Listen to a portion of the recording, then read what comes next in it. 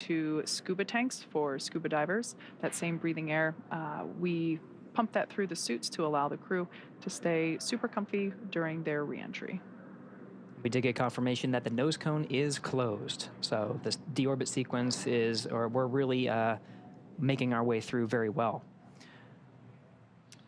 As we begin the second half of entry, Dragon is now beginning to inject that cool nitrox air that I mentioned before, that's being delivered to the suits worn by Stephen, Woody, Sultan, and Andrey.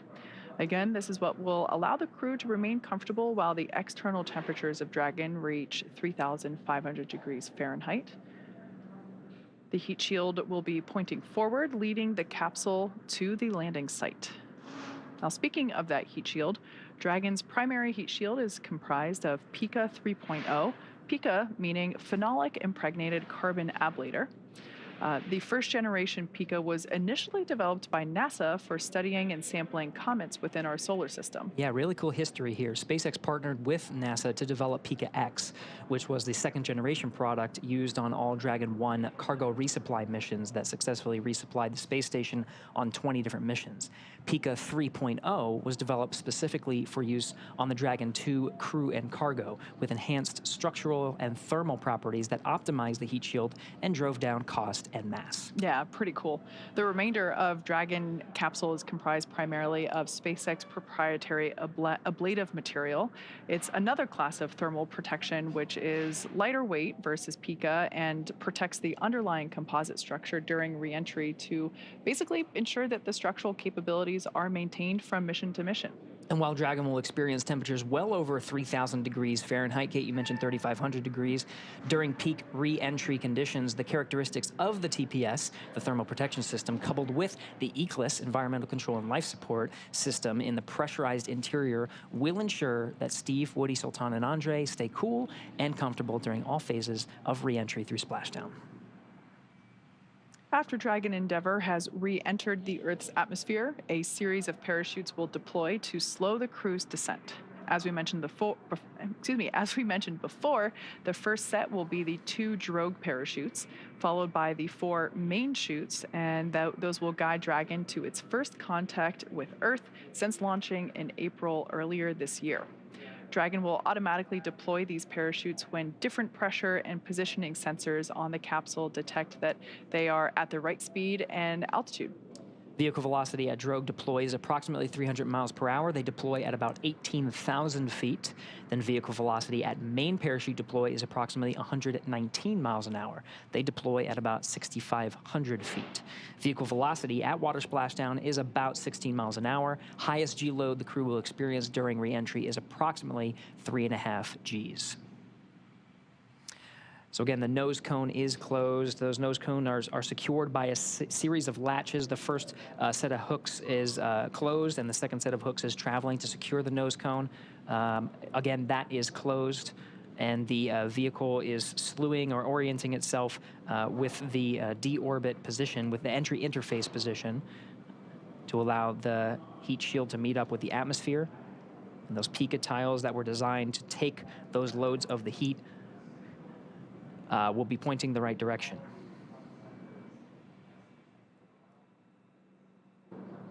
One correction, I did mention Crew-6 launched in April. It actually launched in March of this year. Right.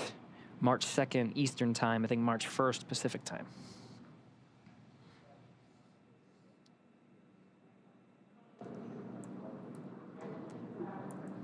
It's 8:47 p.m. Pacific time now. We're about 30 minutes from the expected splashdown time. Again, we're tracking 12:17 a.m.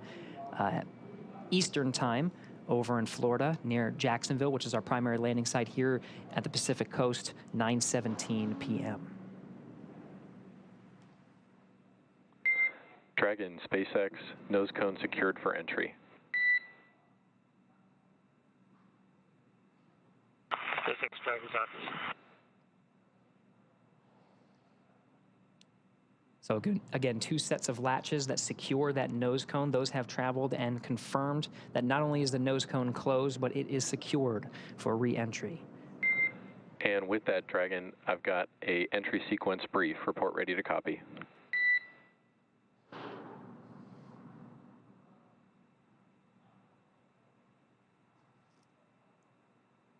SpaceX Dragon, we are ready to copy. All right, Steve, we see blackout start at 0404, blackout end at 0411, and splashdown at 0417. No update to vehicle status. Weather still looks good. How copy?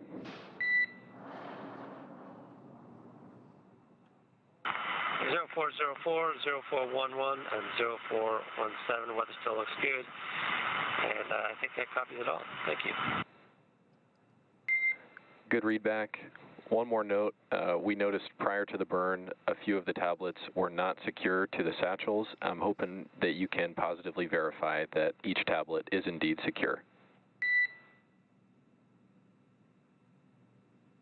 We're working on that right now, and we'll get it by 150.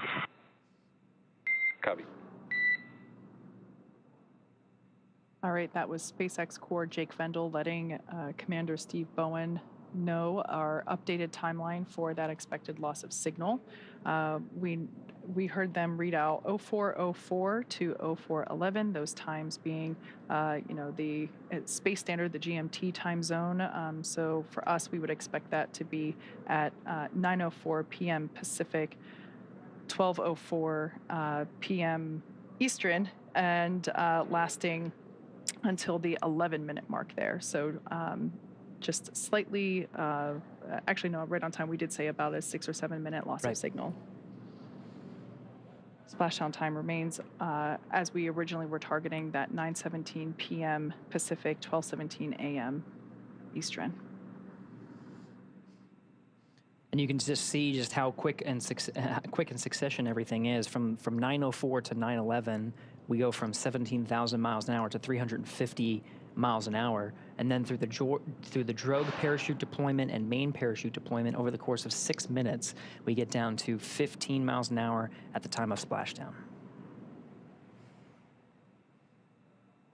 Yeah, and during that time, the crew will experience about 3 to 5 Gs during this reentry phase. So pretty similar to what they would have felt during the launch phase of the mission.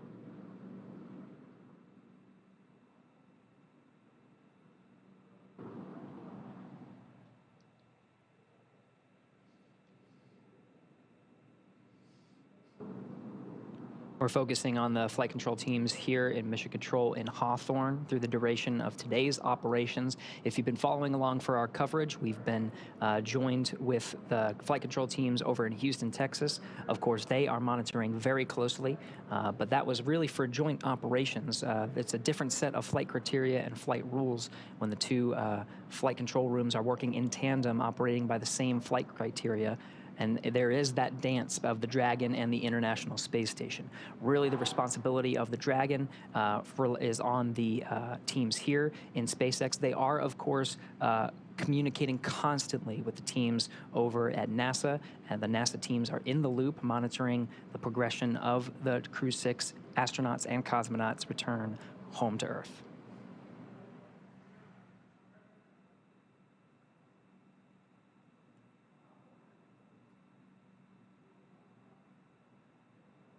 So we've mentioned before that our anticipated loss of signal is coming up at 9:04 p.m. and will last about 7 minutes until 9:11 p.m. Pacific time.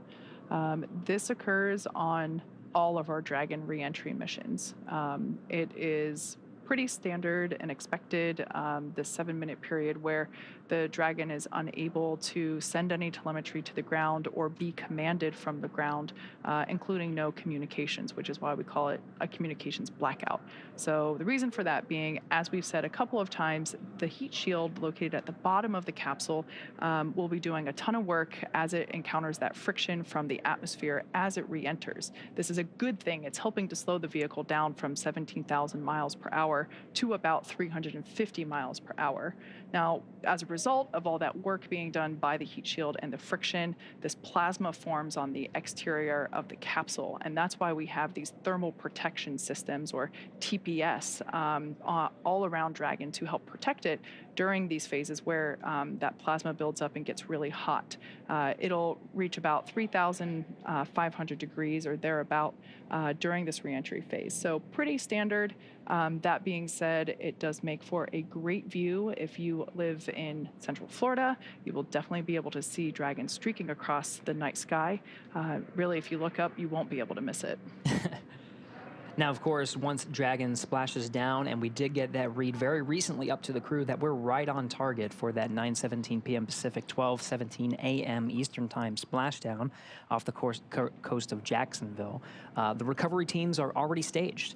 We got word that the recovery vessel named Megan is out there. That'll be the one that actually lifts the Dragon capsule up from the water. There's also fast boats and jet skis and whole teams really ready to go to support the recovery operations.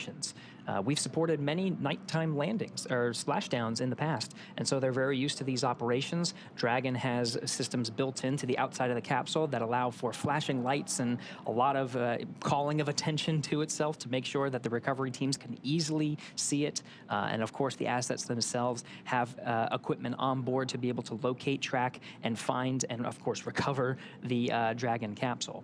And so those teams will go out. They'll perform a sniff. That's actually the first thing that'll happen is the fast boats will circle the vehicle and just make sure that the Dragon capsule itself is safe to approach. There's dedicated teams that go out and make sure there's no leaking of nitrogen tetroxide or any hazardous materials before the rest of the teams move in. There's a lot of team members that are out there now to support the operation. Yeah, this evening for this Atlantic Coast recovery, we are utilizing our recovery vessel, Megan, and those teams are stationed about 3 miles away from the targeted splashdown site. So it's one of my favorite but frustrating parts of splashdown is after we see the capsule actually land in the water and we see the parachutes be released and splash down as well, we then have to wait for the recovery vessel to trudge those 3 miles. And in that time, we're able to see the fast boats approach the capsule, as the name suggests, much faster. They are slower than Megan, the primary recovery vessel. So they can get out there much quicker and perform, as you said, that sniff test as well as recover the parachutes from the water. Yeah, and we've seen lots of improvements just because, we're talking about Crew-6 right now. So this is not just a 6 mission. We've also done this with the demonstration mission with Bob and Doug, Demo 2. And so this will really be the 7th time that we've done it for a crew operation. And so the recovery teams have become much more efficient and had lessons learned along the way. So the recovery operations we've seen just get a lot faster overall. Absolutely. Yeah, we've done nighttime splashdown operations for Crew 1, Crew 2, Crew 3, Crew 5, as well as Axiom 2 just a couple months ago. So yeah, the recovery teams at this point have actually had more nighttime splashdowns than they have daytime. I should say for crew missions. That's right. Not for NASA crew, but for crewed missions, I'm not counting the cargo missions. Right. And it is a good nod to make sure that we mention the private missions as well. We mentioned the Axiom mission 1 and 2, of course, Inspiration 4. So there's a lot of practice with the recovery operations in these teams. Of course, we have the views here of the flight operations teams here in Hawthorne that are monitoring the Dragon's re-entry. Again, we've successfully performed a deorbit burn, so we're just waiting for that entry interface that's coming up at 9:04. So really just 7 minutes from now, and that is the beginning of the blackout period. That's when the Dragon capsule starts to experience the molecules of the atmosphere a lot closer, so that it experiences much more friction, and we start to see that plasma build up, and it provides a significant amount of drag and shaves a lot of velocity off of the Dragon capsule right now, traveling about 17,000 miles an hour. And through the 7-minute period of blackout, where there is that plasma buildup, where we are traveling through the more denser parts of the atmosphere and slowing down significantly, we'll get on the back end of that. 9/11, they said, was the exit of that blackout period, where we start getting communications from the crew, and we're on the back end of the entry interface. That will be, we'll get down to 350 miles an hour. Yeah, if memory serves me correctly, we typically hear SpaceX Core start reaching out to the crew about 1 minute early. There have been some instances where we've been able to regain communications with the crew a little bit earlier than originally anticipated. So probably around the 9:10 p.m. Minute mark Pacific, I should say, we might start hearing SpaceX Core hail the Crew-6. And it could go in the other direction too. This is, of course, an estimate based on the predicted plasma buildup and the predicted comms blackout. But of course, there could be another minute or so before they regain comms, and that's all built into the timeline. We'll hear those checks go up on Dragon to ground, and they'll continuously call the crew. So SpaceX Dragon, compass is secure, restraints are tightened, visors are down. Copy Dragon, tablet secure, restraints tightened, and visors down. With that, we are 5 minutes until the predicted comm blackout. Dragon Endeavour, see you on the other side at 0411. 0411, we'll talk to you then. All right, that was the voice of Crew-6 Commander Steve Bowen, letting us know that the teams have put away and secured the tablets that were prior to now. They were located and strapped onto their legs outside of the spacesuit. So those are now put away, and they have also closed the visors. So the last time we saw the crew inside the capsule, their visors were up. They've now closed the visors, and that provides really a leak-tight environment for the crew during this dynamic phase of reentry. For those of you that have recently joined over the last 45 minutes, we've basically been executing step-by-step the deorbit sequence, starting with the releasing of the claw, which is what was connecting the Dragon capsule to the trunk being the unpressurized section that is jettisoned in order to reveal the heat shield located at the bottom of the Dragon spacecraft. So we released the claw, the trunk separated. We then performed a 16-minute long deorbit burn. We've also slewed or reoriented the capsule so that the heat shield is facing it's hard to describe it in my head, but it basically, the heat shield is what is leading the capsule to the targeted splashdown site, which today is in the Atlantic Ocean off the coast of Jacksonville, Florida. As we just heard, we have an anticipated loss of signal, or LOS, that will last for 7 minutes, and it will start at 9:04 p.m. Pacific in about 3 minutes from now. That is standard for all of our Crew Dragon reentry missions, and at that point in time, the Dragon will not be able to send any telemetry or data to the ground. The ground will not be able to command Dragon at all, and we will not be able to receive any communications from the crew or to them either.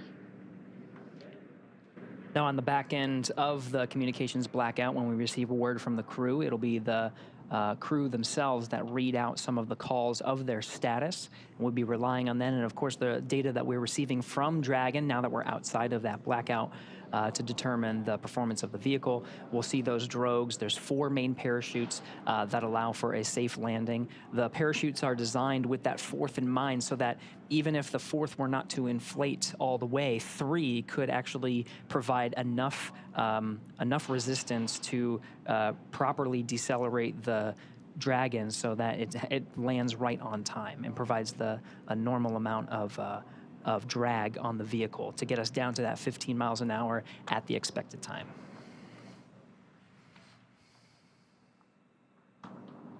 The views we're seeing now are, of course, of the flight operations team here in Mission Control in Hawthorne. We'll soon hopefully be getting some views from the recovery vessels out in the Atlantic Ocean. That's the recovery vessel Megan, as well as the recovery teams on fast boats and jet skis. We should be getting views, hopefully, from the Atlantic Ocean to see the Crew-6's entry through the atmosphere.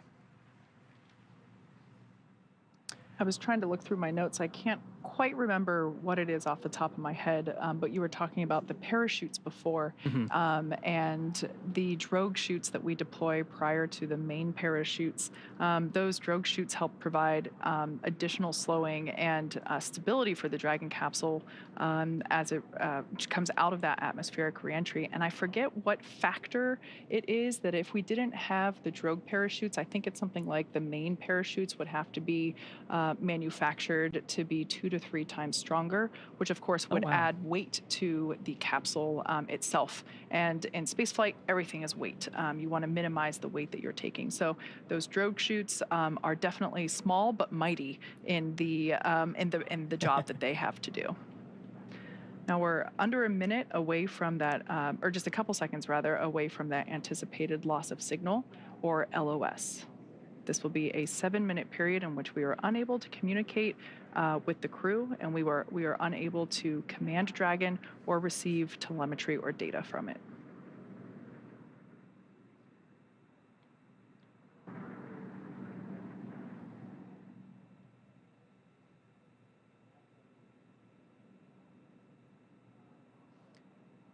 Okay, we're in that loss of signal. The clock starts now, right on time, 9:04 p.m. Pacific, 12:04 a.m.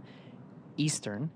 That starts the 7-minute clock of the anticipated communications blackout. Kate, as you mentioned, the teams here in Mission Control in Hawthorne may start reaching out to the crew a little early. The crew themselves may see an acquisition of signal from their own data and call out to the teams to let them know that they're outside of the blackout. It could be intermittent too, so there's a lot of different factors, but the key here is communication, and they'll continue to talk to make sure that they are relaying they, meaning the crew, are relaying the information to the teams here in Mission Control Hawthorne, and of course the Hawthorne will be able to respond. Right.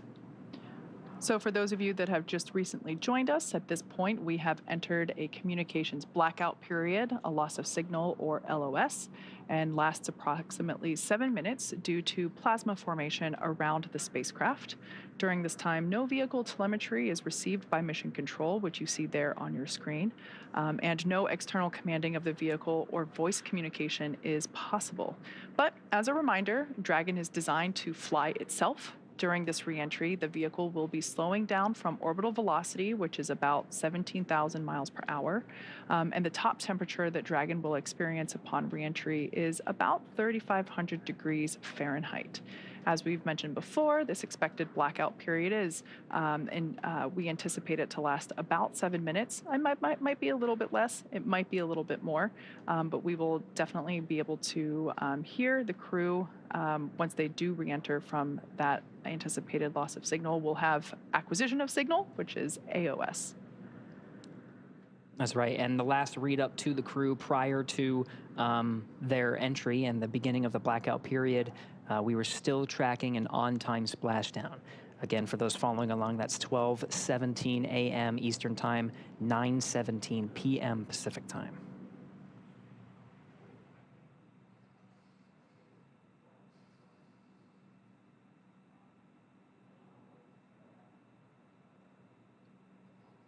We're now within the atmospheric entry phase of the return for the Crew-6 crew.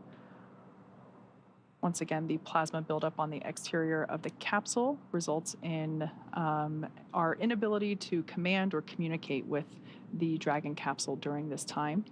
This happens with all of our crew missions, and we expect this to end at about 9:11 p.m. Pacific or 12:11 a.m. Eastern. Live view there of SpaceX Mission Control located just behind Gary and myself.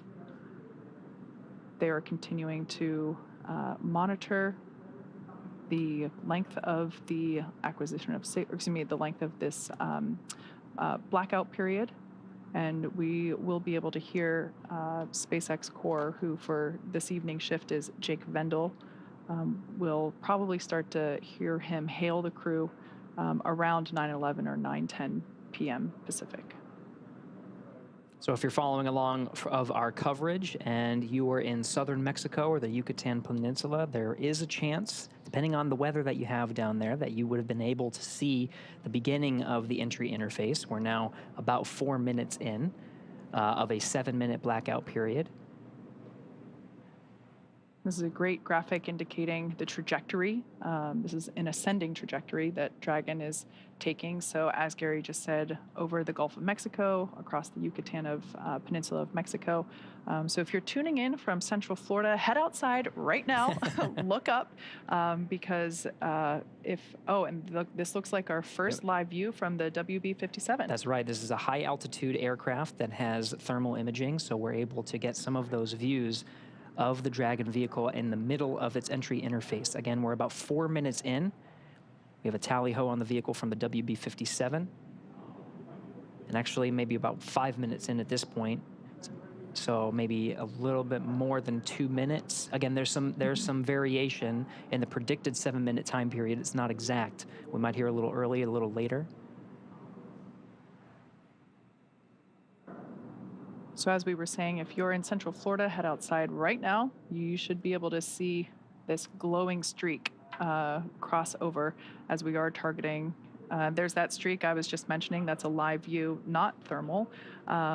This is heading towards the Atlantic coast of near Jacksonville, Florida. So a beautiful view, very such a striking visual that we have for these nighttime splashdowns. Recovery teams are in position off the coast of Jacksonville, Florida. And we are still targeting our expected splashdown time of 9:17 p.m. Pacific, 12:17 a.m. Eastern. We only have about a minute and some change of this blackout period anticipated. And again, there's some variation on when we can hear from the crew. So what you're seeing on your... Dragon, SpaceX comm check. So at this point, we're going to hear SpaceX Core begin to hail. As Gary said, this blackout period is estimated. So we're now beginning to reach out to the crew to see if we've regained that communications capability. Dragon, SpaceX comm check.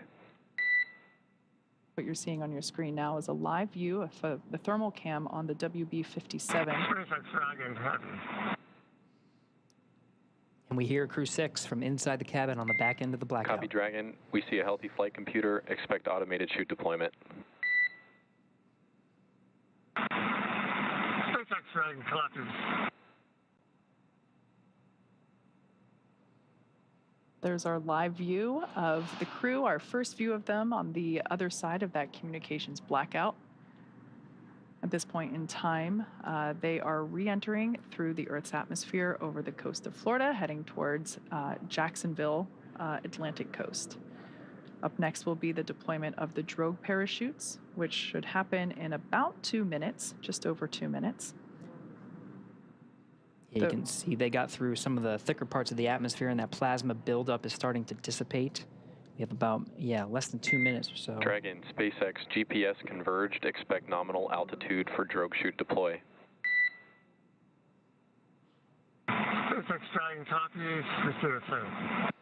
All right, so that call out just letting the crew know that they can expect to have the initial parachute deployment. That is the drogue parachutes, and that those typically deploy about 18,000 feet.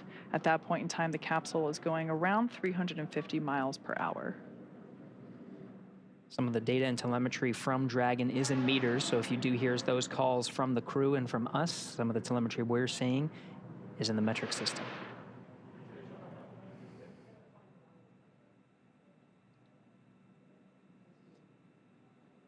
Confirmation that seat rotation is in progress. This allows the crew to be in the proper position to take the loads of the chutes as they experience the G-forces that the chutes exhibit upon deployment.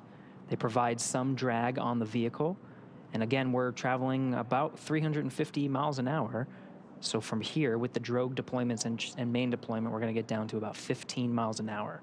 Drogue deployment coming up in approximately Dragon, 20 seconds. Brace for drogue window.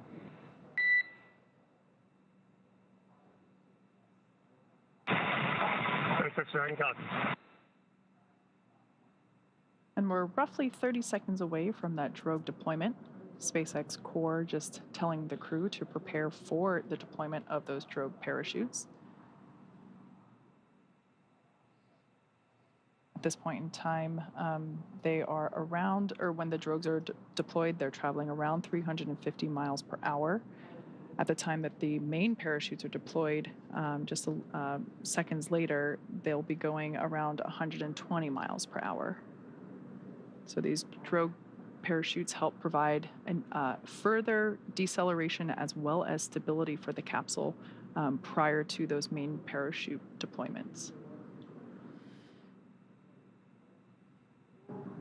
Drogue pyros have fired, and we have good confirmation of drogue shoots. 2 drogues.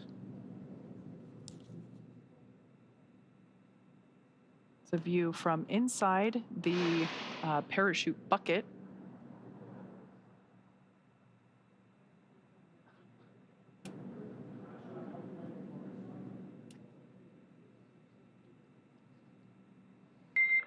Dragon, nominal descent rate and recovery team reports a visual on 2 healthy drogues.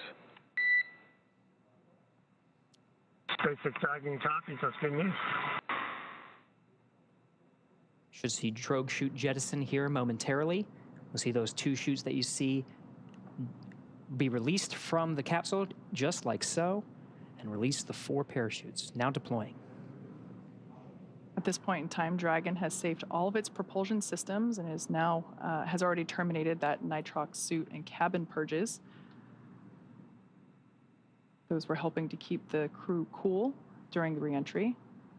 Looks like we have 4 very beautiful and healthy main parachutes. Dragon, we see a nominal descent rate on 4 healthy mains. SpaceX Dragon copies, and SpaceX Dragon coming up on 1,000. So there's that confirmation. Copy, 1,000 meters. Confirmation of those 4 healthy chute deployments.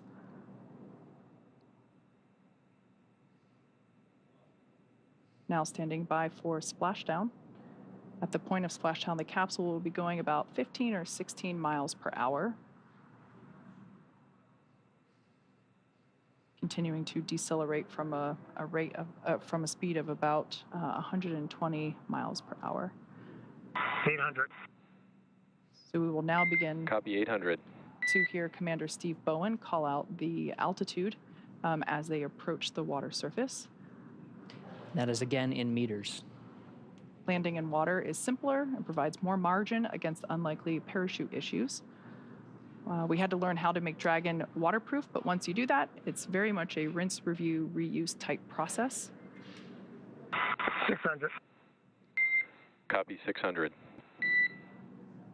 600 meters, and the descent rate is as predicted, meaning we're targeting that splashdown time in about a minute.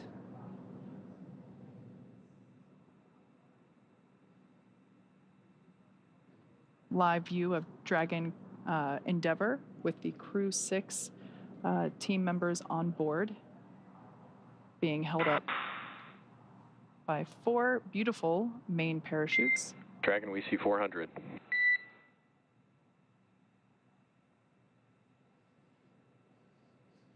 We're now about 400 meters above the ocean surface.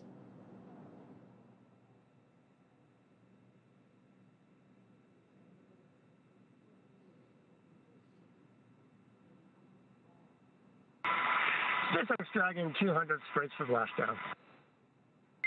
Copy, braced for splashdown. Again, the seats have been rotated in a position to take the loads of re-entry and parachute deployment as well as splashdown. The crew is braced. We are inside 100 meters.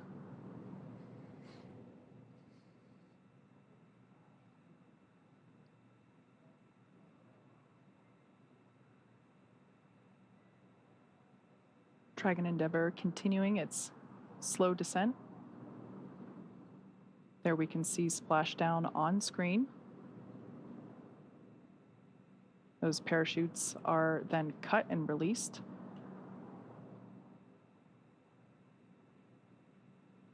Dragon Endeavour has now returned home. NASA astronauts Steve Bowen, Woody Hoburg, Sultan Alneyadi, and Andrey Fedyaev. SpaceX Dragon splashdown. We are in water rough riding.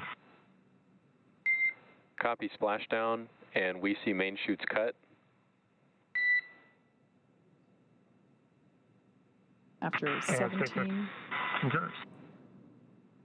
After a 17-hour return journey from space, Crew-6 is home.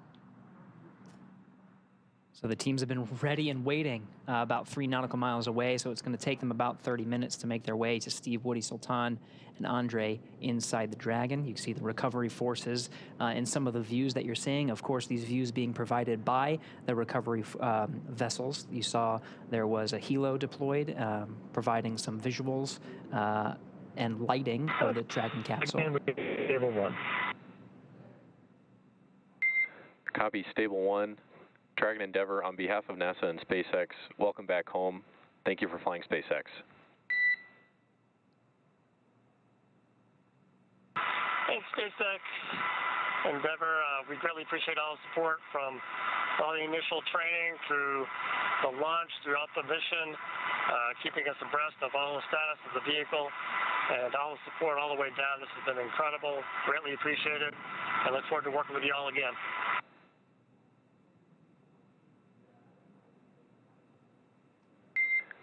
Copy all, and you've got a room full of happy people here. We've got some systems to verify safe before we give the boats a go to approach. I'll be back with you on that topic in a minute. And SpaceX Dragon copies, we'll just enjoy the wallowing here. It might be soothing, so maybe I'll be napping soon.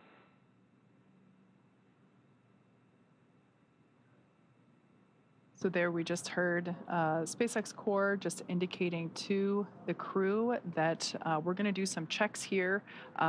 Here from Mission Control Hawthorne, we're going to do some system checks to make sure that everything is safe as necessary on the Dragon Endeavour capsule. They will then give the go for safe approach to the teams there that you see on your screen in the fast boats. One of those boats will focus on recovering the parachutes from the water. The other will begin inspections, a sniff test for those onboard propellants, nitrogen tetroxide and monomethylhydrazine. They are toxic if someone were to breathe them, so we definitely want to ensure the safety of the entire recovery team as well as the crew. So one of the teams in the fast boats will perform a sniff test using devices while wearing personal protective equipment to ensure that none of those propellants have leaked out and that there's no vapors lingering from, just many minutes ago when those thrusters were actually firing back in space. Precisely. Now this is the 4th splashdown of Dragon Endeavour and completes the 4th mission, Crew-6, splashing down right on time, 12:17 a.m. Eastern Time, 9:17 p.m. Pacific Time. We're getting views from the recovery vessels that are out many nautical miles away from the coast of Jacksonville, Florida. And the crew and teams here in Hawthorne reported a stable 1 position.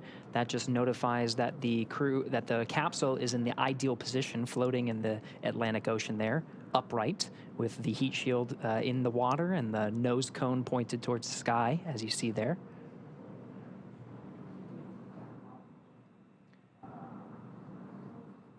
As you mentioned, this is the 4th splashdown for this particular capsule. Most recently, it supported Axiom 1. Prior to that, Crew-2. And prior to that, Demo 2. So this capsule, I have great personal attachment to. I had the opportunity as part of my day job to go inside the capsule while we were building it. And when I say building it, I mean like for the first time, not during the refurbishment process. And when we were originally building it for the Demo 2 mission, I just remember being inside this capsule and thinking, Dragon, SpaceX, we are go for recovery personnel to approach the capsule. Expect fast boats alongside in just a few minutes. Dragon top, we look for the light. all right, good news there from Mission Control, letting the crew know that everything checked out from a systems check, and the team there on screen in the fast boat now has the green light to approach and begin performing the sniff checks for those vapors for the onboard propellants. Just to conclude my thought, it's always great to see this capsule fly and land, and it just makes me so happy to see it with another mission under its belt. It's part of the design of the Dragon capsule is to be reusable. So even after the harsh conditions of 3,500 degrees of plasma buildup and being in the salty ocean, teams are still able to refurbish it and prepare it for the next mission. And this is the 4th successful flight of Endeavour.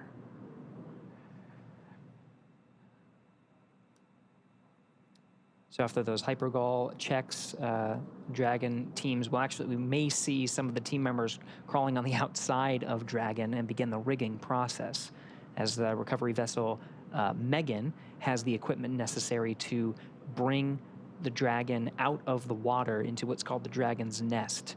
And that allows the capsule to be positioned and stable on a boat and allow the some of the personnel on board that boat, that ship, to open up the side hatch. We were talking about the side hatch a little earlier that has remained closed through the duration of the mission. The last time it was open was on Launch Pad 39A as some of the teams were preparing Steve, Woody, Sultan, and Andrey for their launch to the International Space Station and the beginning of their expedition of science, maintenance, and upgrades aboard. Now it'll be opened again here very shortly. It does take some time. So it could be 30 minutes to an hour before we actually see them on the boat and they start egressing the capsule. But we'll provide coverage until they're safely aboard the recovery vessel Megan, and all 4 crew members have egressed Dragon. So this image that we see here was taken just minutes ago, a beautiful capture of the moment when Crew-6 was re-entering over Florida. We can actually see NASA's VAB and Pad 39A in the distance. So this is such a cool time-lapse capture of the re-entry streak that we saw just minutes ago of the Crew-6 re-entry and splashdown.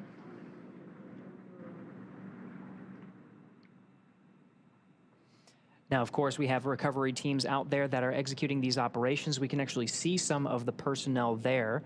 We do have a public affairs officer on recovery vessel Megan, Courtney Beasley, who is standing by and watching the operations unfold and providing some coverage from there.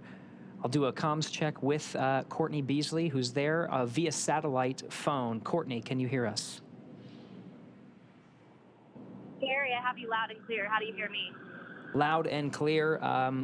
Courtney, we were very jealous, and we were talking a lot, Kate and I, about the views of Dragon's re-entry through the atmosphere and the plasma trail and the landing, of course, in the Atlantic Ocean. I can't imagine a person who had a better view than you. From your perspective on recovery vessel Megan, how was that landing? Gary, it was absolutely beautiful. We were about 1.5 nautical miles away from the landing zone, and we had a great view from the front of the ship. We were actually able to track the spacecraft starting when it broke the horizon. We heard the sonic boom loud and clear and tracked the spacecraft all the way down through Dragon, splashdown. SpaceX, There's something hypergol beautiful sweeps, about a and nighttime unfired ordnance splashdown. checks The nominal. only thing lighting Rigging the sky is up in tonight progress, was the moon, the and it's stars, approximately and Crew-6 25 minutes returning until back home capsule to Earth. lift. Stand by for a PMC Now, one thing with the SpaceX flight surgeon on the ship. And we did just hear a call out indicating that the sniff checks were successful, so the close approach team now has the green light to begin climbing on board the Dragon capsule, so we should see the recovery continue along. But I want to hear more from Courtney with her bird's eye, or with her live action view. That's right. Yeah. Back to you, Courtney. We just wanted to pause for some of those communications with the crew and just follow along on the action here. But really want to understand what it's like there. You got some beautiful views. We are seeing, some of the seas. I think that we're tracking about. We're tracking sea states and wind, and we were talking about weather quite a bit leading up to today's landing. From your perspective, how is the weather out there?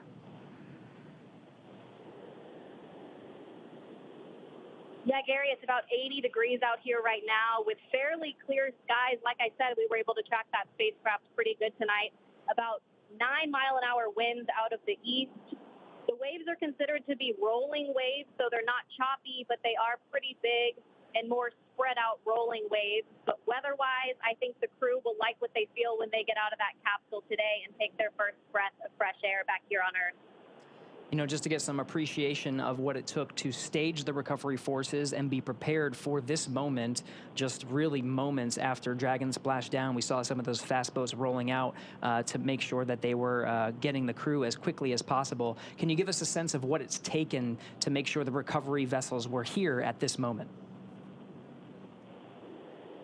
Yeah, absolutely. Our journey actually started several hours ago in Jacksonville. The MedOps teams and the recovery director boarded the first helicopter, and they were the first group to arrive on the ship about 4.5 hours before splashdown. So those medical teams took the time to get everything situated on the ship and ready to tend to the crew. And about 2 hours before splashdown, they deployed the fast boats into the water. I was actually on the second helicopter out, and we landed on the helicopter pad on top of the vessel about an hour before splashdown. And all of the teams have been hard at work since we touched down on the boat to get their various disciplines ready for Crew-6 to arrive home.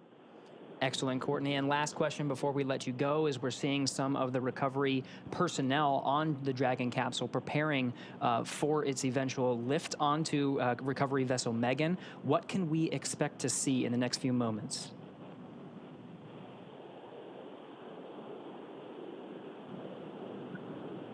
Yeah, Gary, so once the crew is out Copy. We of also the have you capsule, 5x5. they'll be Boats are transferred working on over you to the and med rigging bay, up the where the vehicle. crew will I'll get back them to you checked out closer by to their capsule medical lift. teams, and we'll have the opportunity to take those spacesuits off and get comfortable back here on Earth.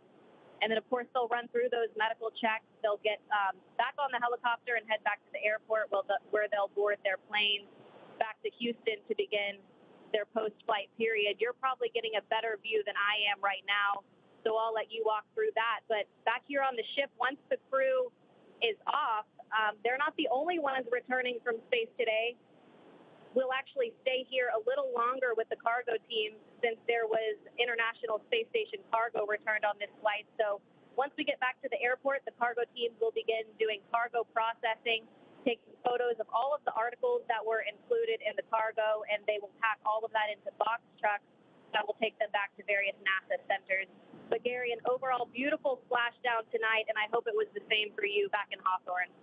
Absolutely, Courtney. We've been getting some fantastic views. Thank you so much for that report. That was Courtney Beasley out on the recovery ship, providing live coverage from the landing site just off the coast of Jacksonville. We're back in the action now, seeing some of the views from the recovery vessel and the recovery operations team, including helicopters, fast boats, jet skis, and of course, we're getting views from some of the ships that are standing by waiting to actually pull Dragon out of the water. So at this point in time, the Dragon capsule has safed all of its systems. Mission Control did a systems check to make sure that that was true and accurate. They gave the fast approach teams the green light to approach and begin the rigging process, which is what we are now seeing underway. Additionally, they have recovered the parachutes from the water. So those were, we were able to see those being dragged onto a boat. And what we have now is there's one individual that we see kind of like a spider monkey crawling all around the capsule and attaching the necessary rigging, the straps. These are what will help to stabilize and lift the Dragon capsule out of the water and onto the recovery vessel. For tonight's operations, we are using our Atlantic Coast recovery vessel, Megan, and we, hopefully in probably like 30-ish minutes from now, it kind of varies depending on the sea states, which, as we can see, a little bit more waves than some other missions, but still well within the limits for recovery, really probably unfazing to the individuals that are out here doing the work as they train extensively for these operations, whether it's daytime or nighttime.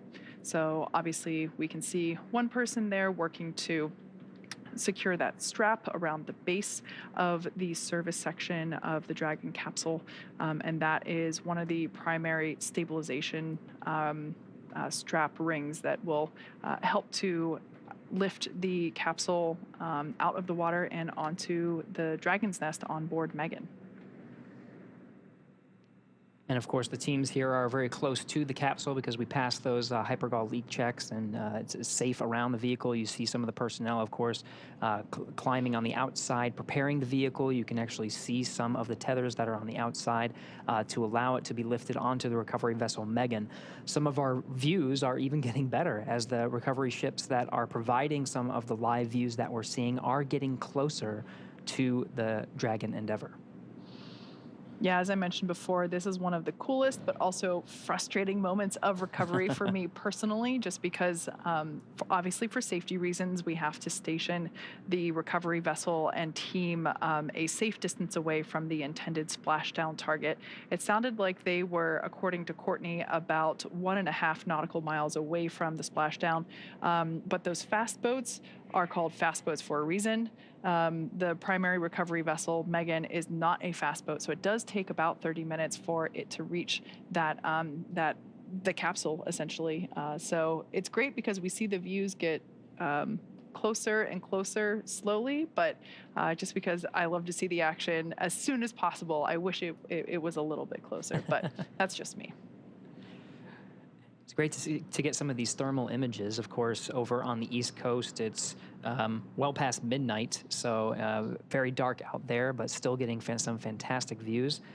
The recovery forces are not necessarily getting our views. You know, they don't have the thermal cameras. They're getting eyes on the vehicle. This is what they're saying. This is an precisely actual visible spectrum. Yes, with the visible spectrum, because of course the vehicle is being lit by spotlights, and you can see the fast boat itself has lights. So there's plenty of opportunities to make sure they have the capsule well within view, and all the teams that are surrounding and different recovery ships and different recovery vessels are aware of the capsule's presence.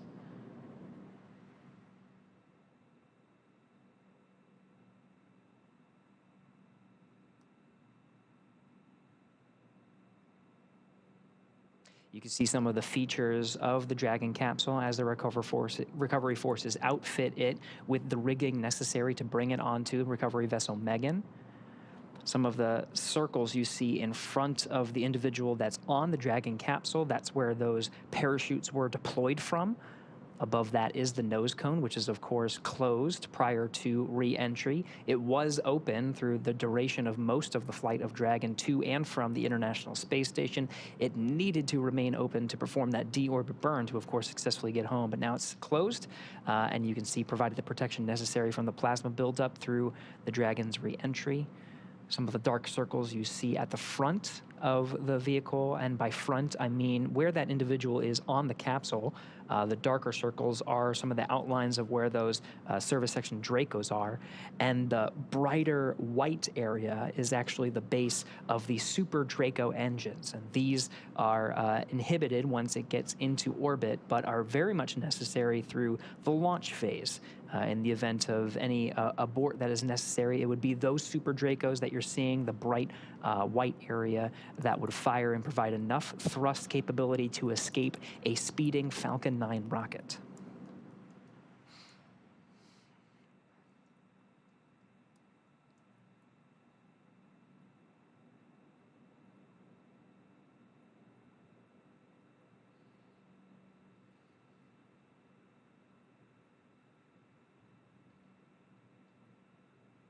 Once again, we can see the recovery vessel Megan making its way closer and closer to the Dragon Endeavour capsule, which has splashed down off the Atlantic coast of Florida. We can see the recovery team in the fast boats that have now approached the Dragon capsule. They are in the process of rigging it up with the necessary straps and equipment that will be utilized for right there. That is the actual, the Dragon's nest that we will be lifting the Dragon capsule onto. The lifting mechanism, it's kind of hard to tell right now, but that almost house-like structure over the end of the aft end of the boat will actuate downward, and then the straps will be used to lift the Dragon capsule, and then the whole thing will actuate back into the orientation that we see it here to help secure, or to place it and to secure the Dragon capsule in that nest. After the capsule is placed in the nest, they will then just roll or translate the nest forward to where the platform is that we will actually be able to see the recovery team open the side hatch and eventually have Crew-6 egress or exit from the capsule. So if you look through the back there, you can see the capsule. That's that white speck in the background there in the darkness behind Megan. Yeah, you can actually see the distance now. It's becoming much more clear. The space recovery vessel was designed very much with Dragon in mind. Of course, that hydraulic lift bringing it onto the Dragon's nest, and that platform, Kate, that you were describing, it allows for access right at the right spot, right in front of that side hatch. The side hatch will be facing right towards the camera. That will allow, when that Dragon nest comes in towards that platform, the crew on board recovery vessel Megan will have access to that side hatch to go ahead and open that. All 4 crew members will remain seated throughout that process, but the Dragon side hatch will be open, and the recovery teams will take the Crew-6 astronauts and cosmonaut out one at a time. Yeah, you mentioned that this vessel had Dragon in mind. You couldn't be more correct. When SpaceX acquired this vessel, we actually have 2 of them, one for Atlantic operations, one for Gulf operations, and both of them are pretty identical. They each have a lifting mechanism, a nest. We basically designed the interior and exterior of the vessel to accommodate efficient and speedy operations for Dragon recovery. In addition to these physical recovery assets, there are also medical bays where each crew member will get a quick medical checkout by the flight surgeon after egress, as well as a helicopter deck that in some instances is utilized to have the crew depart from there. So it is definitely a bespoke boat, if you will, a vessel for these Dragon recovery operations. And it's quite necessary because we want to make sure that these operations are as efficient as possible. We don't want to leave the crew in the water or in the capsule any longer than they need to be.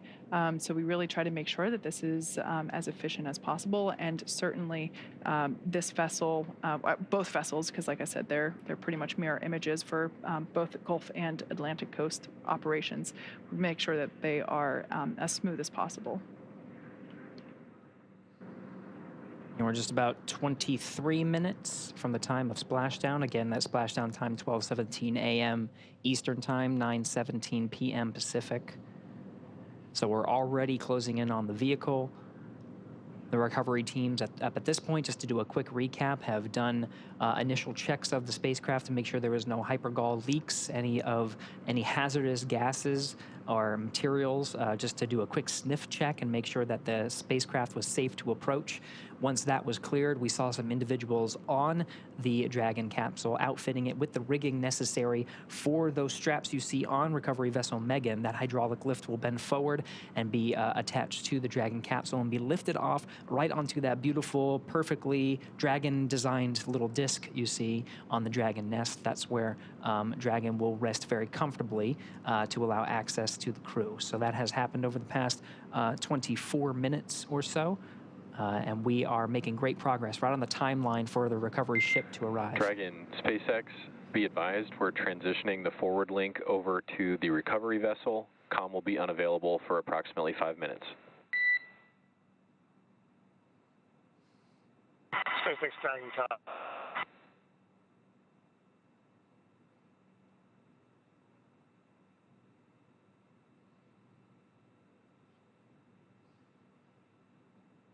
Once again, Megan is making its way to the capsule, which we can see getting larger there in the background of this image, or excuse me, of this shot that we have on board Megan. Once the capsule is a little bit closer, we'll begin to see the team in the water attach the straps and all the equipment necessary from the boat onto all the straps and equipment that they have been attaching around and on the Dragon capsule itself.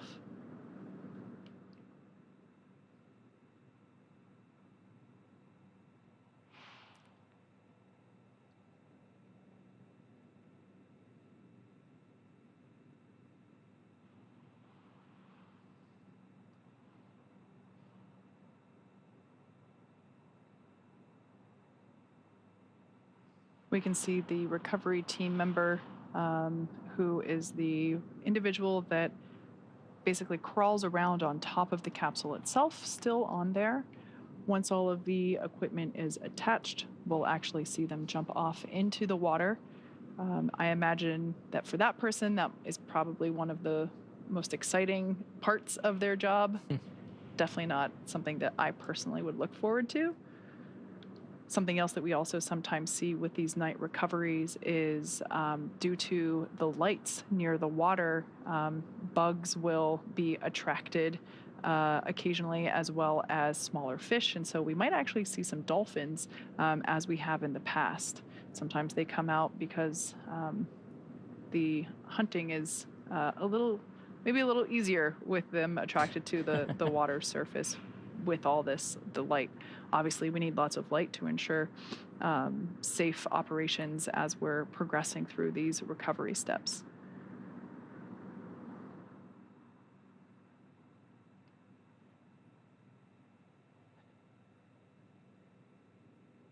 So you can see one of the rigging equipment was thrown to the fast boat, now attached to Dragon.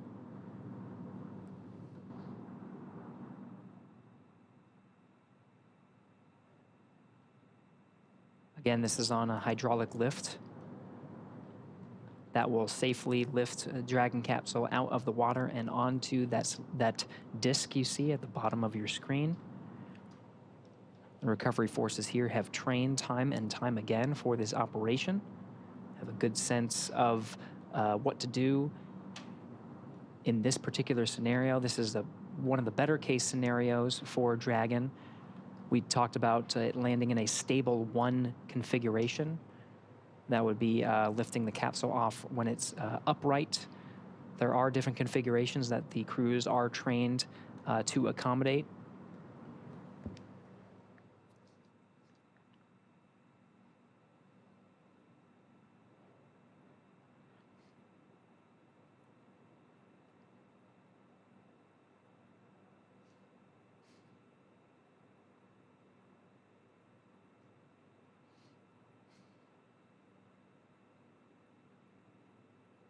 As we mentioned before, the Dragon capsule is soon to be lifted onto the recovery vessel Megan. It will then, once it's in the Dragon's nest there that we can see on screen, it'll be pulled forward to the recovery platform, which is currently off screen, but we'll get a view of that later on whenever Dragon is in place. The crew will egress. They will... Dragon, SpaceX, forward link transition complete. Com check. SpaceX Dragon, have you line clear? Glad to hear from you. An update, the recovery vessel is backing up to the ship now, maybe 50 meters away, and I'm looking for your go to come on board with internal cameras. SpaceX Dragon, come on board. Copy.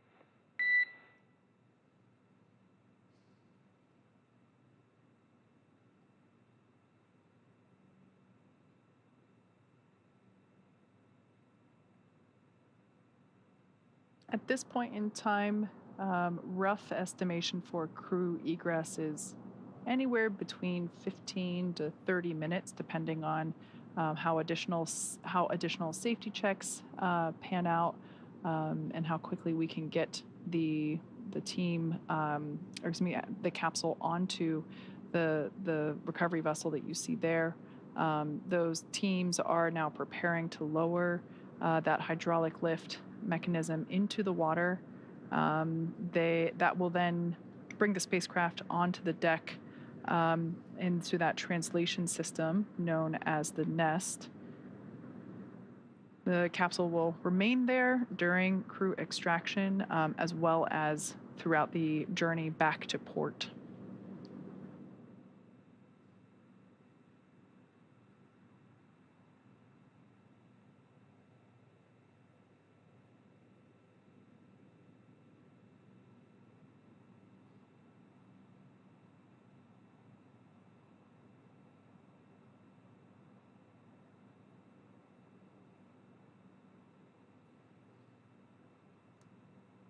So one of the lines of the hydraulic lift has now been thrown to the rigger. The hydraulic lift is now moving into position, moving forward.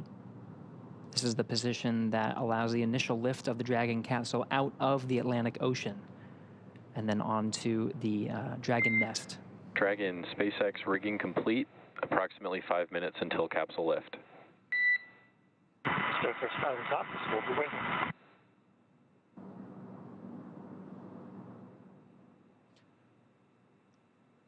So the clock starts now at 9:48 p.m. Pacific time, 12:48 a.m. Eastern time. We'll be looking for Dragon to be lifted out of the water at approximately 9:53 p.m. Pacific, 12:53 a.m. Eastern.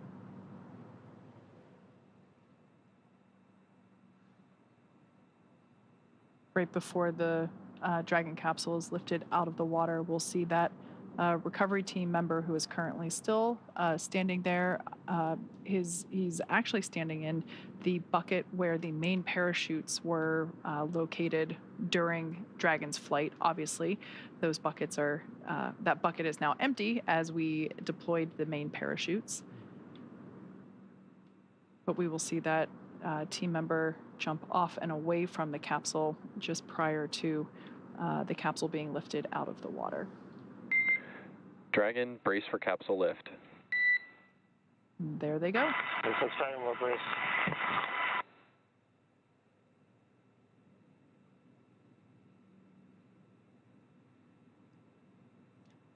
We mentioned a couple of times the recovery team's familiarity with these operations and able to move a little bit quicker. They prepped the crew for about 5 minutes of capsule lift. That happened in just a couple of minutes. And it looks like we are starting to see the capsule be lifted out of the water. We can now start to see the heat shield. Dragon now in the air, the hydraulic lift being activated and will be utilized to center Dragon on the nest there at the aft end of the vessel. I love this view because you can see the state of the heat shield. It did such incredible work during atmospheric reentry.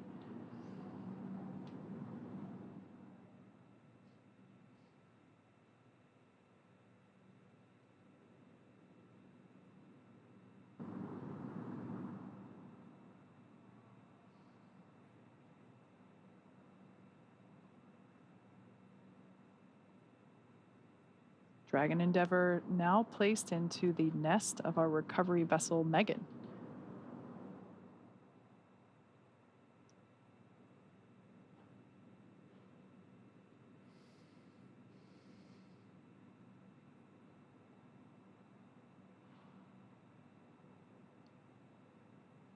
Here's our first view inside the Dragon capsule after they made their splashdown. I was just doing some quick math. We had splashdown at 9:17 p.m. Pacific. It's now 9:51, so just 34 minutes. That's like a pretty efficient recovery operation indeed.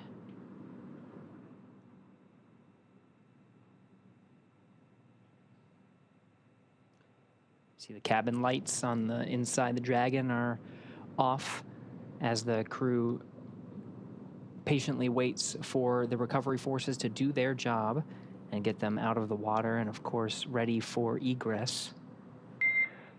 Dragon, I'm happy to see you safe and sound on board. Personnel are completing their final checks. Stand by for translation across the deck to the egress platform. SpaceX Dragon copies. We'll be waiting.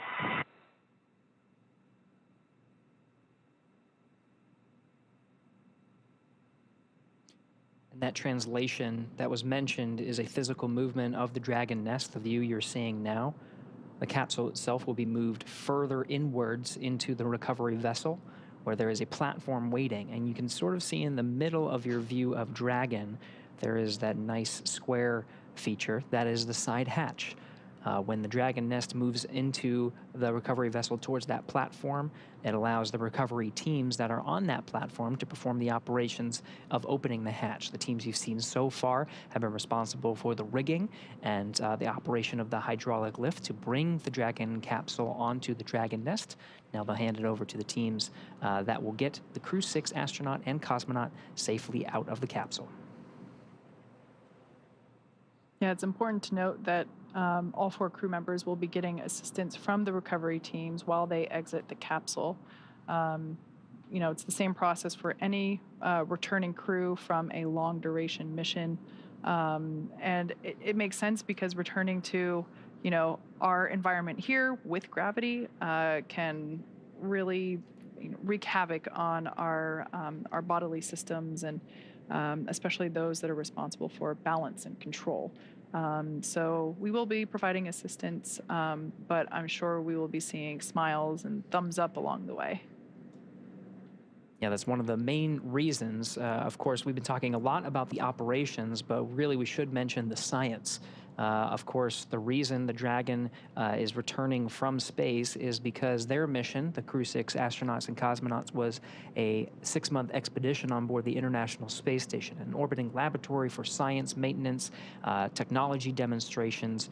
It's the lab that allows gravity to be taken out of the equation, and you can find some new and interesting things about many different parts of science: physical science, biological sciences, and of course human sciences. You can learn a lot about the human body, and that's very necessary for learning how humans adapt to space and, of course, returning from space to a one-gravity environment. Very necessary for understanding how to send humans further into the solar system, to the moon and to Mars.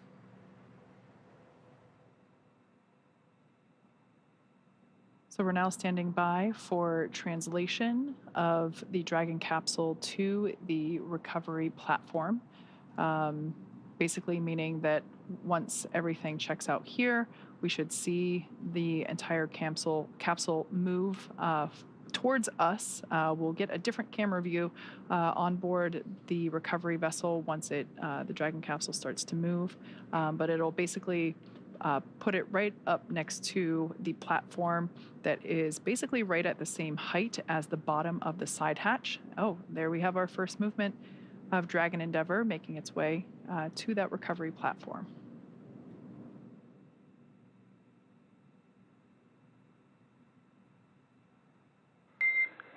Dragon, I'm noticing the cabin lights are off. I'm wondering if you had them off specifically for re-entry. SpaceX Dragon, we did, and you turned them on us. We're enjoying the nice calm lighting. What are you trying to back off again? Good. We're enjoying the lighting. We have to see what's going on outside this way. No worries on the lighting. Fine with the lights off. I imagine your re-entry was pretty amazing. Side hatch opening should be any minute now, and I think that's about it for me working with y'all tonight. It's great to see you back. Steve, Woody, Sultan, Andrey, happy to have you back home safe. And we're happy to be back, and we look forward to catching up with you again real soon. Take care.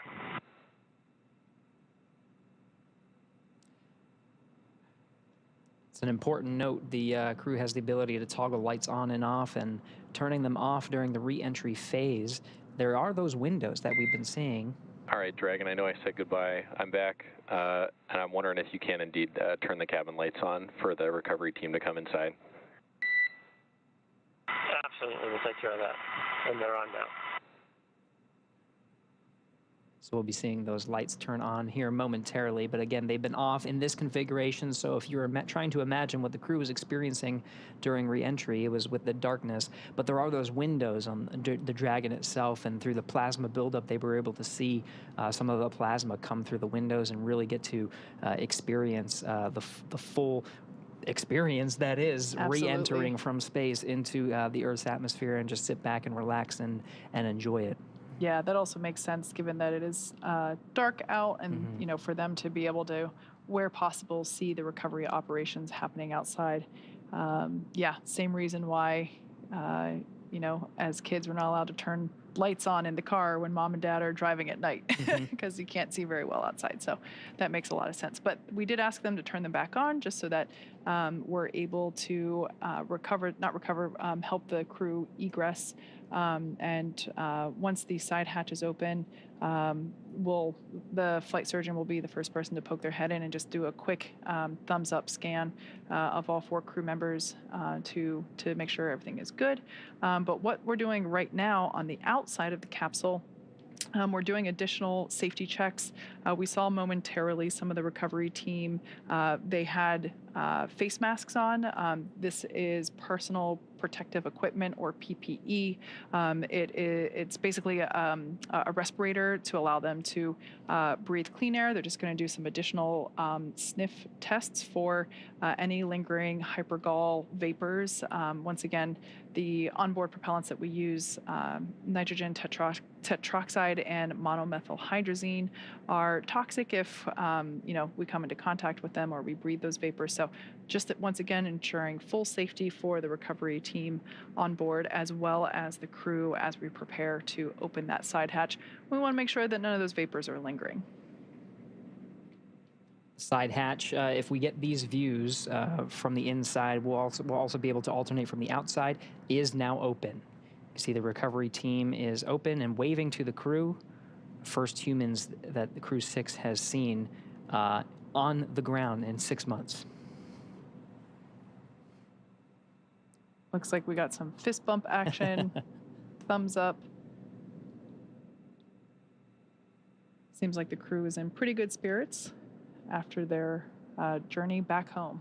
We're not getting audio, but I am getting reports that on the recovery ship there was a big round of applause from all the recovery team on recovery vessel Megan as soon as that side hatch opened for the crew, congratulating them on a successful mission and successful return home.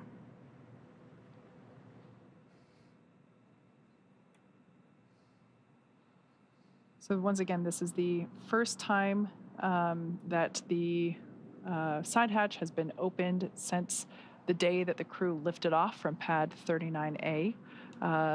This side hatch is not utilized while they are on station. We use the forward hatch, or the hatch located at the top of the Dragon capsule, for ingress and egress to the space station. So this is the first time that the side hatch is open, and like you said, Gary, their first breath of fresh air since their departure. So we'll also see the SpaceX recovery team, perhaps they already installed it, but I think they did. It's a protective casing around the side hatch. As we mentioned before, we do reuse these capsules. This is actually the 4th flight for this particular capsule, so to help make sure that we protect the hardware as well as the spacesuits themselves, we want to make sure that that side hatch has a little bit of protection. So there's a small piece that they put around the edge to help protect it. Looks like we're getting some initial photos of the crew's return while continuing to secure that side hatch. Make sure it stays in the upright position while the crew is making their way out. Again, we will be providing assistance to all 4 crew members as they egress, as returning to our 1G environment, our 1 gravity environment here on Earth can be difficult after spending so many months in space. Once again, this crew lifted off in very early March, so they've certainly been enjoying microgravity for a while. It's important to note all the team members it takes to perform a successful recovery operations. We have specialized personnel out to drive the fast boats and secure rigging equipment, operate the hydraulic lift to bring Dragon onto the Dragon's nest and move it into position. Now we have specialists that are dedicated to understanding the Dragon's systems, successfully opening up the side hatch and knowing the insides of the Dragon vehicle to basically unbuckle the 4 crew members from the vehicle and start bringing them out one at a time. We, of course, have medical personnel on board, with medical facilities on board as well, to provide standard checks and test the health of the crew, make sure they're feeling good. And then, of course, Kate, you mentioned there is a helipad on the recovery vessel itself and a helicopter stage. So after the initial medical checks, the crew will be able to get a very quick ride home to the Florida coast, where they'll hop on a plane and make their way back over to Houston for further testing and, of course, to see their families, who will be eagerly awaiting their arrival.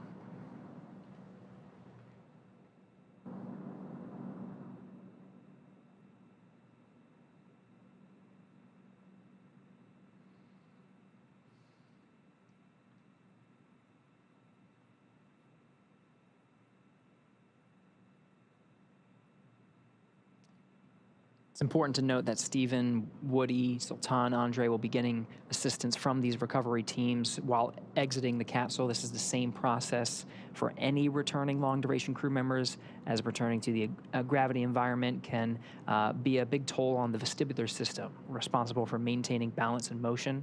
So safety, again, is our #1 priority with this operation. You'll see the crew members helped out of the capsule one by one and assisted the few feet to the medical quarters aboard the boat. If you've ever watched crews return on a Soyuz, this is the same process when astronauts are carried from the capsule to waiting chairs and then carried to waiting medical tents.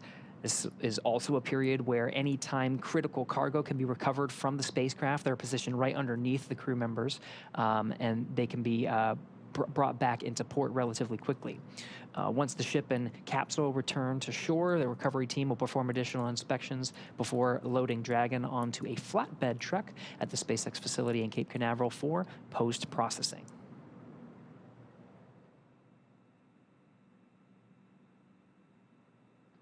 As part of the effort to make sure that there's a bit more room for crew egress within the capsule, we are currently detaching and removing the footrests that we saw attached to each of the 4 seats inside Dragon.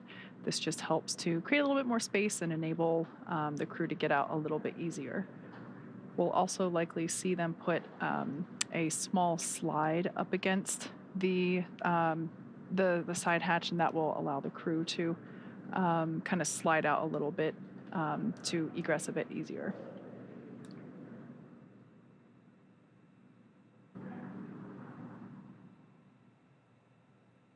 Yep, there's that slide. It's like they've done this before. Yeah, we've done it just a few times.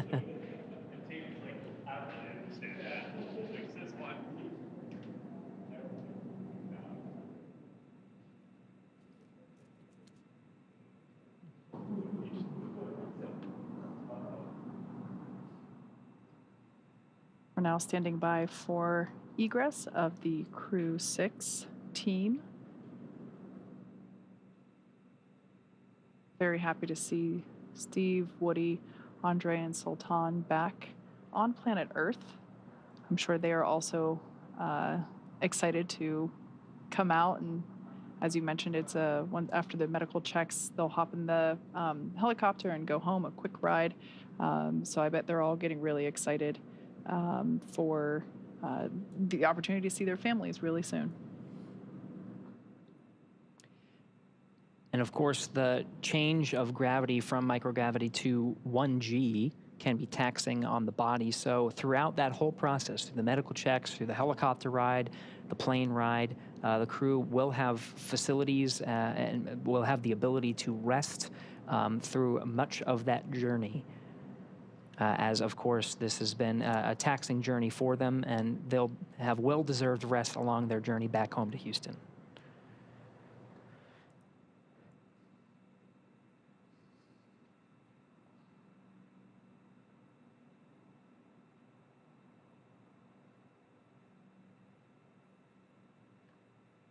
It varies mission to mission, crew by crew, but we usually see either the pilot or the commander egress first. So with this view here, Commander Steve Bowen is in that left seat, and pilot Woody Hoburg is in the seat on the right. To Woody's right is Andrey Fedyaev, and to Steve's left is Sultan Alneyadi.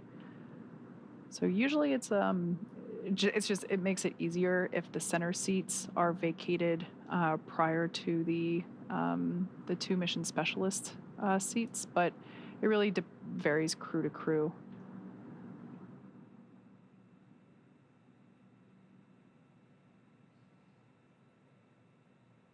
We did see them detach and remove the footrests from all 4 seats to also help add a bit more moving room within the interior of the capsule.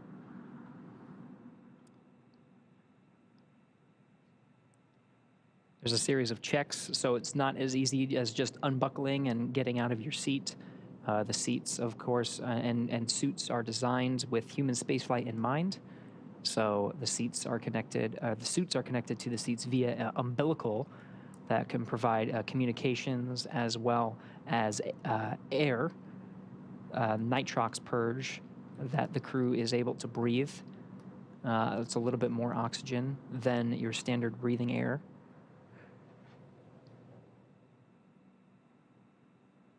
And so there is some technical specifics to get them egressed. So it is quite a process. So we're just standing by for them to get out of their seats.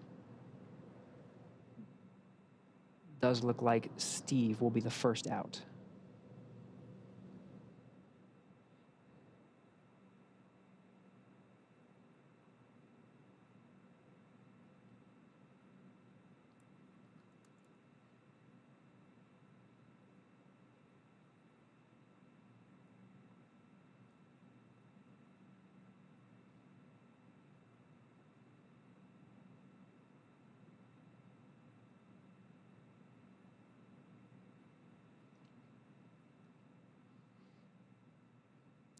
NASA astronaut Steve Bowen, the first to exit the Dragon spacecraft.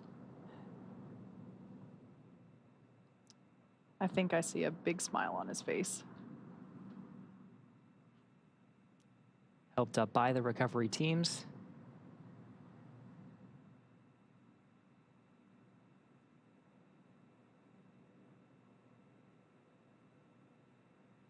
Now being seated in a rolling chair to help move him back to the medical bay, where he will get a quick checkout with the flight surgeon. And again, this is standard procedure. We can see some applause happening on deck. Looks like our pilot, Woody Hoburg, will be the next to egress.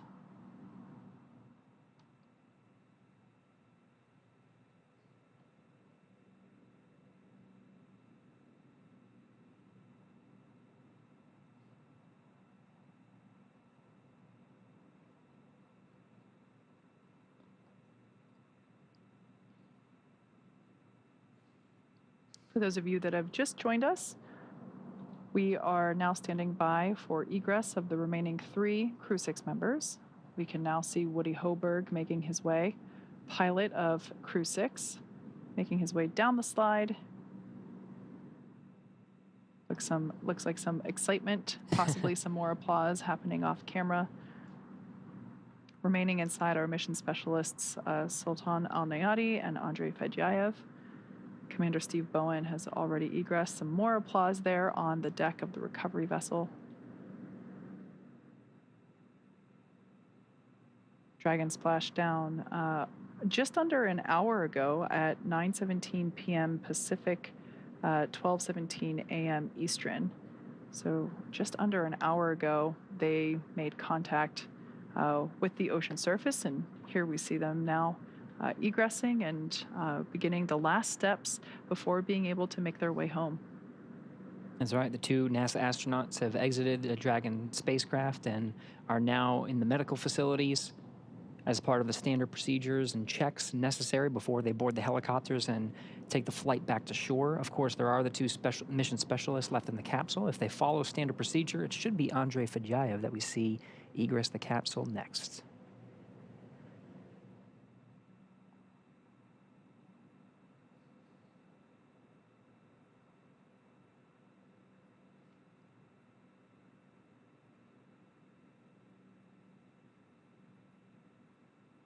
Gary, you mentioned standard procedure. I think that's an important thing to note, that in addition to the teams rehearsing both joint operations, everywhere from pre-flight training to the things that they were doing in space to the things that they were monitoring while Dragon was on orbit and making its way home. Everything is very carefully choreographed in terms of the process in which we execute these operations. So even from a recovery standpoint, you mentioned before that our recovery times from the first time we did this with humans on Demo 2, again using this same capsule. This capsule has flown 4 times now. Our operations have gotten more efficient, and they are documented step by step.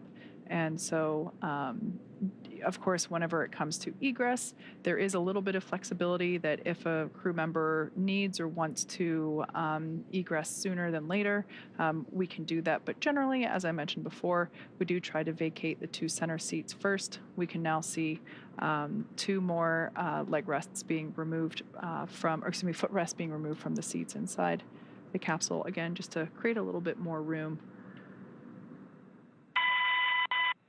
Yeah, you mentioned the efficiencies, Kate. We're inside of an hour now, and this is from the moment of splashdown at 12:17 p.m. Eastern. It's now 1:14, or 12:17 a.m. Eastern, rather. So it's now 1:14 a.m. Eastern, and we're seeing the 3rd crew member egress. So we're just an hour, really, after splashing down that the crew is able to set foot on the recovery vessel.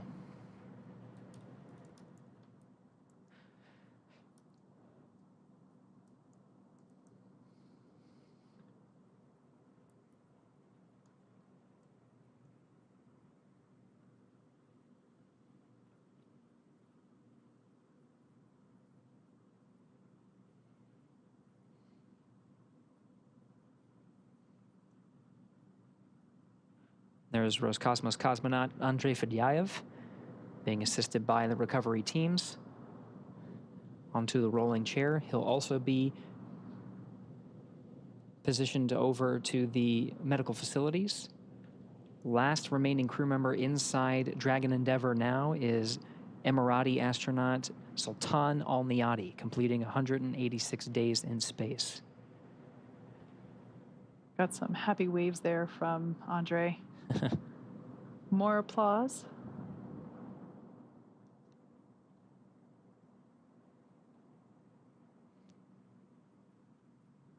And the last footrest being detached from Sultan Alneyadi's chair.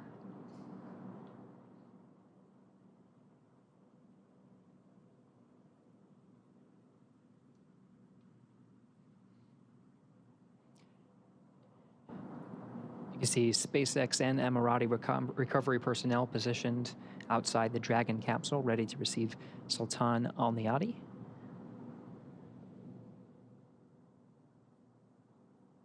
Again, he is the last remaining crew member inside Dragon Endeavour.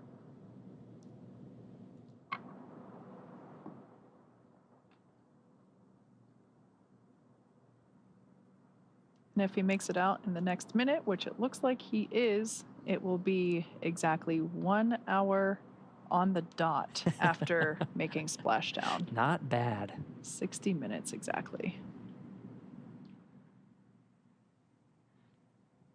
So once again, nominal operations are to assist all crew members to the medical bay. The return to gravity can be pretty jarring on the human body. So we slide them down a little Dragon fun slide, assist them into the wheeled chair, and roll them over to the medical bay. And just like that, the 4th crew member, 1 hour exactly on the nose since splashdown, has now egressed from Dragon Endeavour. Looks like smiles and waves and applause all around. All right. All 4 crew members have egressed Dragon successfully. So now that Steve, Woody, Sultan, and Andrey are safely back home on Earth and getting checked out by the NASA medical teams and, of course, the international teams. We're going to wrap up our live coverage of their return. This all kicked off on March 2nd, 2023 from historic Launch Pad 39A at the Kennedy Space Center in Florida. After a successful liftoff and separation from Falcon 9, Steve, Woody, Sultan, and Andrey made a 25-hour flight on board Dragon to the International Space Station. Since arriving at the station, they spent nearly 6 months as members of Expedition 68 and 69, executing science experiments, spacewalks, and repairs while aboard the orbiting laboratory, actually more than 6 months. That's right. And their journey home began about 18 hours ago on September 3rd when they closed the hatch to Dragon and undocked from the space station at 4:05 p.m. Pacific time. Then, after 5 successful departure burns and a phasing burn to line up their orbit, Steve, Woody, Sultan, and Andrey rested for a few hours before waking up to prepare for re-entry this morning. We jettisoned Dragon's trunk and performed our final on-orbit maneuver, the 16-minute-long deorbit burn, at 8:24 p.m. Pacific time, 3:24 GMT, and that is what put Dragon on its path home to Earth. The spacecraft re-entered the Earth's atmosphere and slowed its descent with successful deployments of 2 drogue parachutes, followed by 4 main parachutes, and with final splashdown occurring off the coast of Florida near Jacksonville at 9:17 p.m. Pacific time, 4:17 GMT. Following that successful splashdown, we saw the SpaceX recovery experts move in really quickly and prepare Dragon Endeavour for its lift onto the recovery vessel. And just almost exactly an hour following splashdown, we saw Steve, Woody, Sultan, and Andrey make their way out of Dragon and into the recovery ship's medical facilities, safe and sound. So after the medical facilities and medical checks, they'll catch a helicopter flight back to shore where they'll transfer to the aircraft that will take them home. Steve, Woody, Sultan, and Andrey will take a NASA plane for the short flight back to Houston, and later Andrey will fly back to Russia and Sultan to the UAE. They'll be reunited with families to bring an end to the mission. It's been an honor and a privilege to share their journey with all of you as we continue in this new era of human spaceflight. Return today marks the end of the direct handover that we just executed after successfully launching the Crew-7 mission to the space station just a little over a week ago. It has been an incredible honor and joy to share this mission with the public. All the teams from SpaceX and NASA continue to work hard to keep America leading the world in human spaceflight. Continue to follow